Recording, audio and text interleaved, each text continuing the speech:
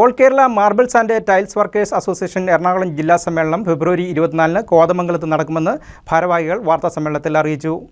JV ഹാളിൽ നടക്കുന്ന സമ്മേളനം രാവിലെ 10-ന് സംസ്ഥാന പ്രസിഡന്റ് എം.എൻ. സുരേഷ് ഉദ്ഘാടനം ചെയ്യും. സ്വാഗത സംഘം ചെയർമാനും സംസ്ഥാന വെൽഫെയർ ബോർഡ് മെമ്പറുമായ എൽദോസ് കാരിപ്ര അധ്യക്ഷത വഹിക്കുന്ന ചടങ്ങിൽ സ്വാഗത സംഘം ഖജാൻജി കെ.ജി. വിനു അനുശോചന പ്രമേയം അവതരിപ്പിക്കും. സംസ്ഥാന സെക്രട്ടറി ജോമോൻ പീറ്റർ, സ്വാഗത സംഘം മെമ്പർ അനൂപ് മോഹൻ എന്നിവർ സമ്മേളന പ്രമേയങ്ങൾ അവതരിപ്പിക്കും.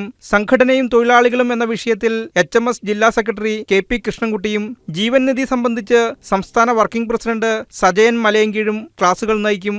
സംസ്ഥാന സെക്രട്ടറി മനോജ് കൊല്ലം ഭാരവാഹി തെരഞ്ഞെടുപ്പ് നിയന്ത്രിക്കും. സ്വാഗത സംഘം കൺവീനറും സംസ്ഥാന വെൽഫെയർ ബോർഡ് സെക്രട്ടറിയുമായ K.M. മകേഷ് സ്വാഗതവും സ്വാഗത സംഘം വൈസ് ചെയർമാൻ K.G. ബിജു നന്ദിയും പറയുമെന്ന് സംഘാടകർ വാർത്താ സമ്മേളനത്തിൽ അറിയിച്ചു.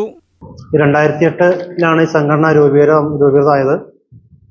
2009 HMSന്റെ ദേശീയ സംഘടന HMSൽ അഫിലിയേറ്റഡ് ആയി.